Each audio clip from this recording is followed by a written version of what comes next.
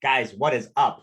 Welcome back to another Friday live stream where I am hopefully helping you guys with something to do with your brick and mortar gym. So I thought that this week would be a really cool one to talk about how I get myself unstuck. And trust me, like it doesn't matter what level of business you're at, you'll always find yourself stuck or out of momentum or not really sure how to get to the next level or how to get out of a hole, whatever it may be. There's just different levels to it, but stuck is stuck, right? And so I've been stuck a lot and I've gotten myself unstuck a lot. And every time that I do it, I use a thought process and a framework that I can apply to the problem and hopefully find a tactical solution to it. I'm not a big fan of like, hey, if I'm just a little bit more motivated, if I wake up earlier, if I watch this YouTube video or listen to this podcast, I'm going to get fired up and get unstuck, and I'll be back in the momentum. To me, like I do not like to rely on motivation, right? I like to rely on discipline, right? And tactics and strategy.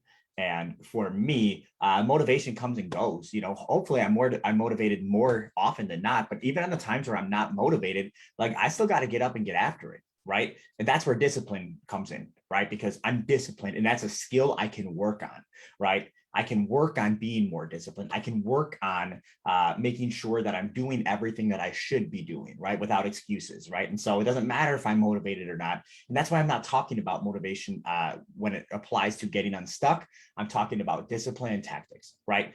And so if that is something that resonates with you, watch this because I am not going to go Tony Robbins on you. I am going to get into the thick of it and how to actually create a game plan to getting yourself unstuck. So thank you for taking the time to tune in. I know everybody could be doing other stuff on their Fridays. So I appreciate you guys. And I just want to help brick and mortar gym owners crush it because I think it is one of the coolest businesses that you could possibly own. And it doesn't have to be tough, guys. It doesn't have to be tough. Some of us make it tough, but it doesn't have to be. So let's dive into the strategic plan. And I broke this up into 4 steps. Okay, so let's dig into it now. This won't take long. Guys, I promise this whole video is going to be less than 20 minutes. Okay, I'm not gonna keep you here all day to get to the good stuff. Okay, so the first step is analyze, right? Where is the problem, right? And let's try not to look at, oh my God, my gym is not growing. I don't know what's going on. Where's all the leads at? Where's all my new members? Try not to look at the entire mountain. Let's break it down into what do you think is the exact problem? Are you not getting enough leads? Are too many people quitting? Is nobody showing up to their appointments? Are you not closing people on their appointments, right? And so we're going to talk about identifying the problem. Where is the problem? And it's usually always going to be in one of these 5 core functions of your business, right? Every gym has 5 core functions, and it's lead generation, lead nurture, sales, fulfillment, retention, and reselling. Where's your problem, guys? Maybe you have more than one problem. Well, then you'll do this exercise more than once, but let's start with one, right? What's the biggest problem? Can you not get new leads, right? Is that your problem? And there's no opportunities. You can't grow your business if there's not opportunities to sell to new people. Once you get them in the door, you're going to close them, right? A lot of us can do that, but how do we get more people in the door without, spending $1,000, a week on Facebook ads and praying that it works, right? So that could be a problem. Lead nurture could be a problem.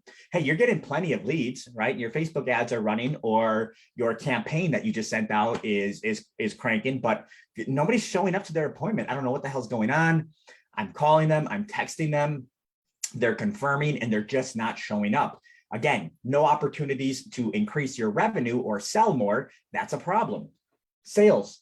You are getting people in front of you, but they are giving you excuses as to why they cannot get started, right? Which is usually a value proposition problem, right? They have the money, right? But what you're asking them to exchange it for is not valuable enough. So they're not just going to give it to you, right? So how do we either sell something that's more valuable or learn the art of sales a little bit better so you can articulate your already really valuable service in a manner that allows people to say yes and feel comfortable, saying yes to you. Fulfillment.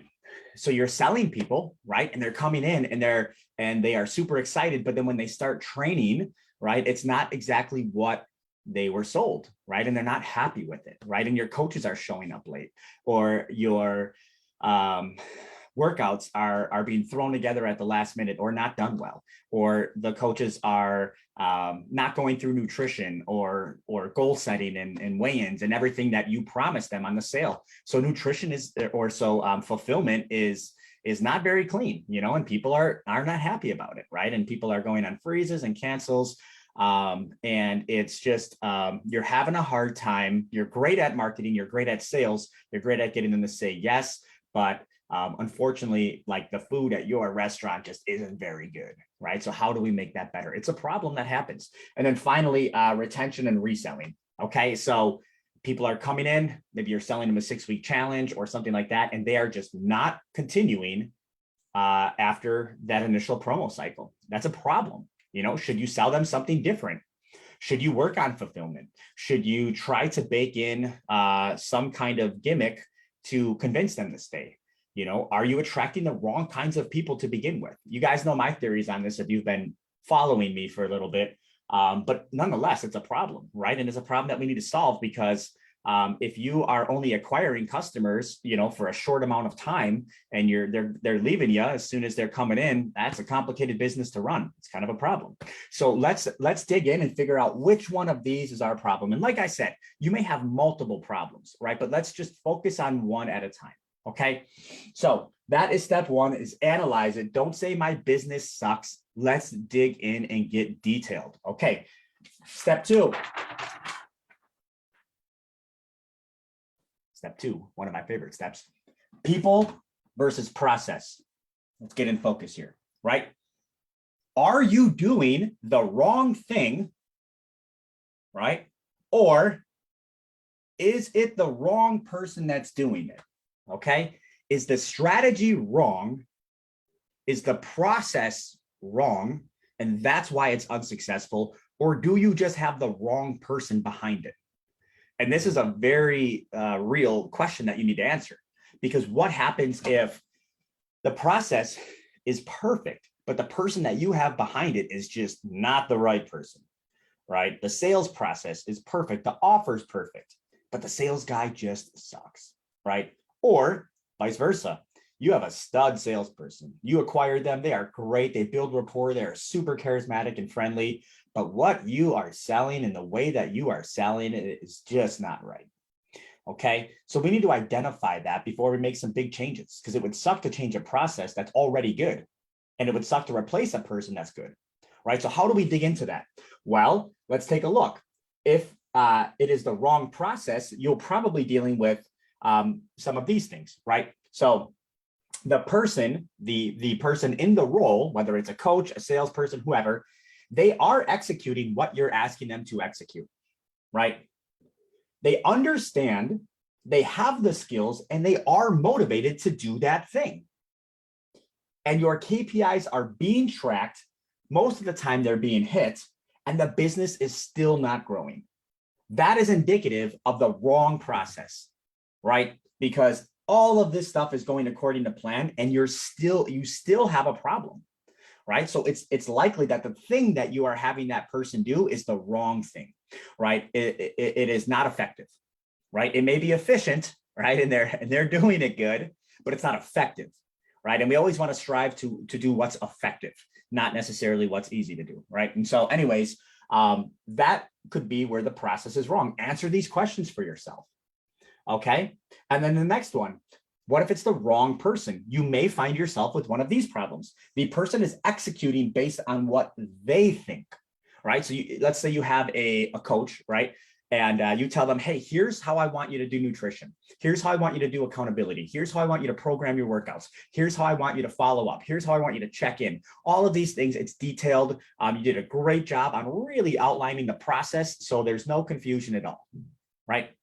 The coach just simply doesn't agree and they want to do it a different way, and they are doing it a different way based on what they believe, right? And what they think is most effective, right? You could have a situation where you have the wrong person energizing your process. And it doesn't really matter how you change the process, that person is the problem, okay? Or the person lacks the skills, the experience, or the understanding to do the job, right? They may be motivated. They may want to do the job, right? But they simply do not have the skill set. It's like throwing a coach into sales meetings, right? It's not that they don't want to help the company, but they're not the right person for it. If they don't have the experience, if they don't have the skills, they don't know how to build rapport and overcome objections and help Mrs. Jones understand that there is an epiphany bridge between her problem and you guys, and you're it, right? And if they're not able to articulate all of that, then you could find yourself with an amazing sales process, but you put the wrong person behind it, right? And you got to change it up.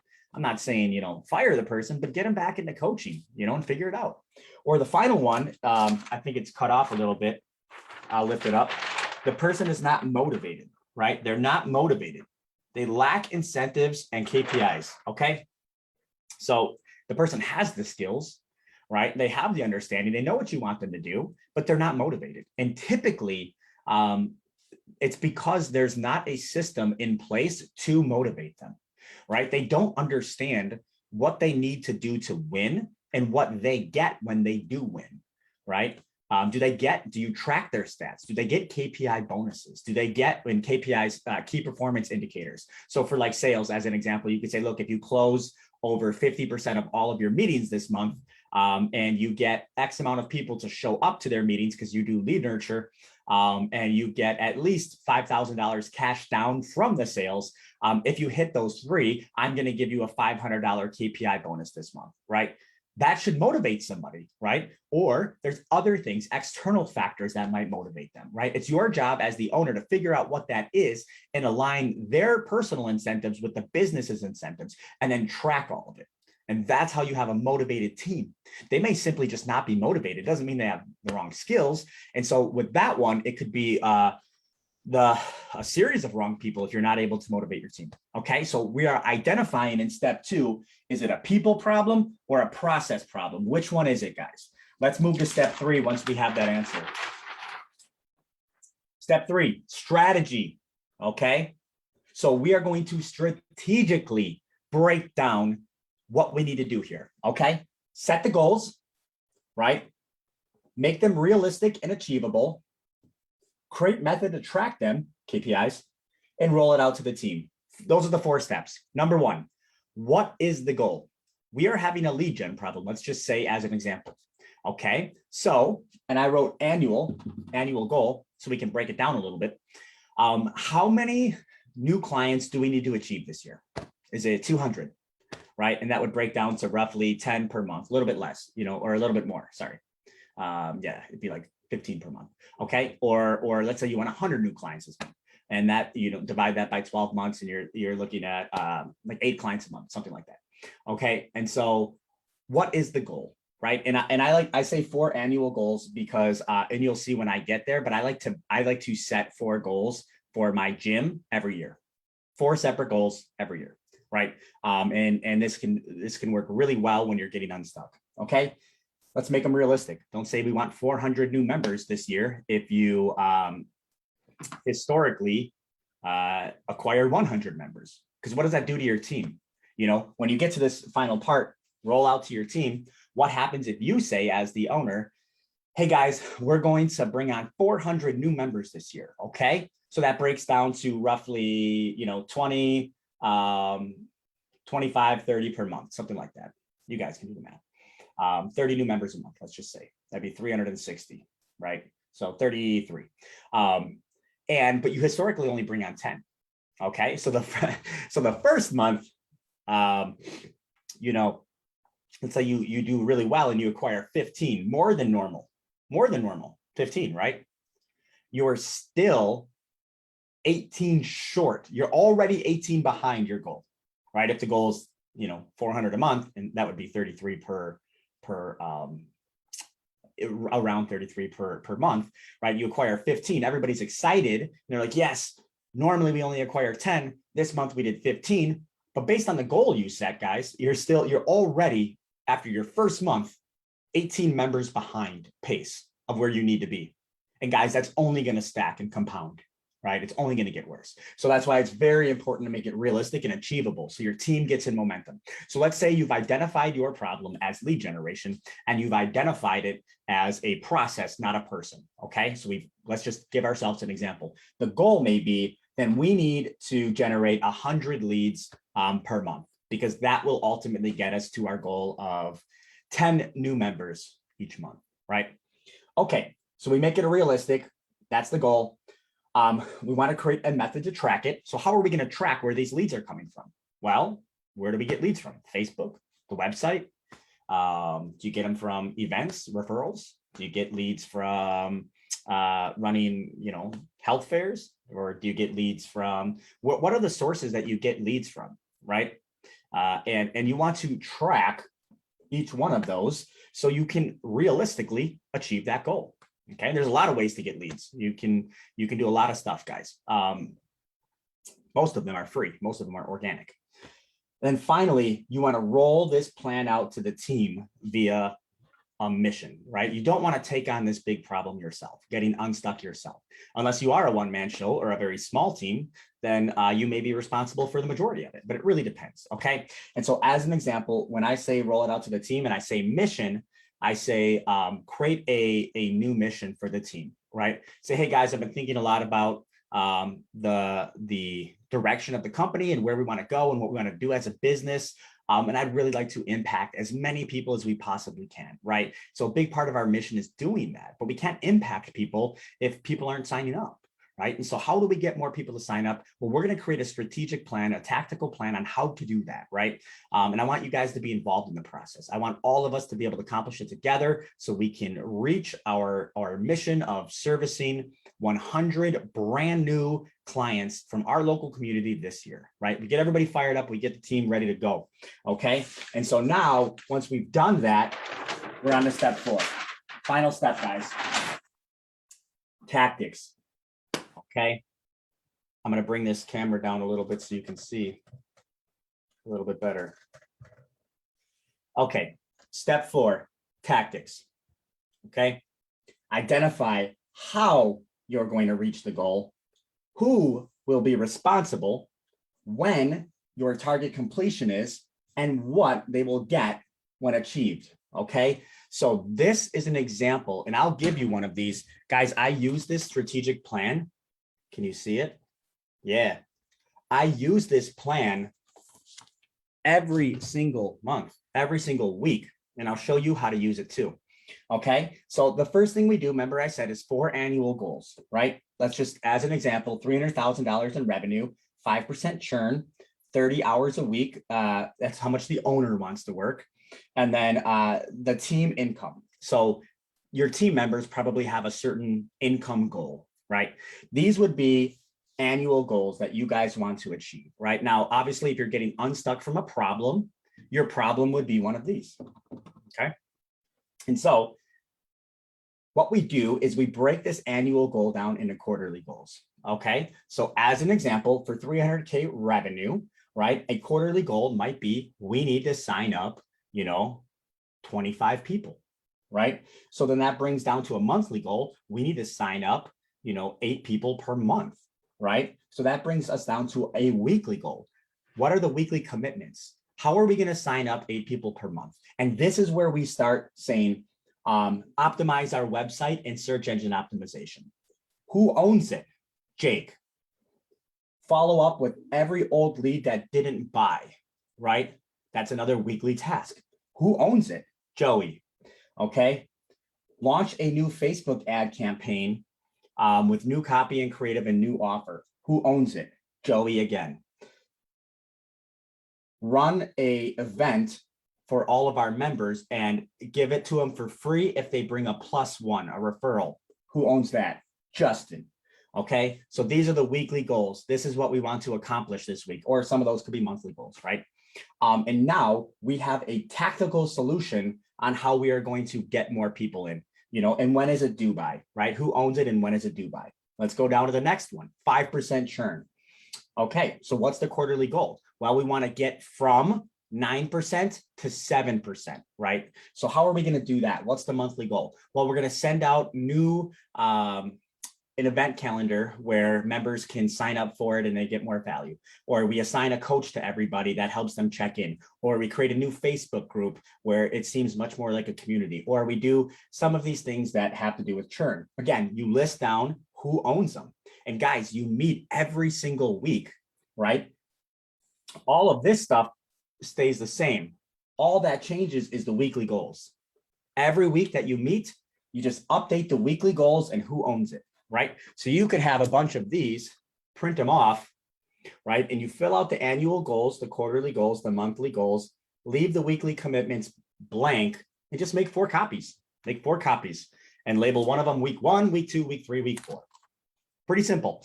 If you want one of these guys, just shoot me a DM and say me, just comment me on this video and I will send it to you. And it's simple. It's the exact same thing that I use with my team. But this is a tactical guide. Right now, you and your team, or you by yourself, if you don't have a team, every single week, I used to do it Mondays at 9 a.m. We would go through the weekly commitments. What are the weekly goals that will help us achieve the monthly goals, that will help us achieve the quarterly goals? And we have 4 quarterly goals.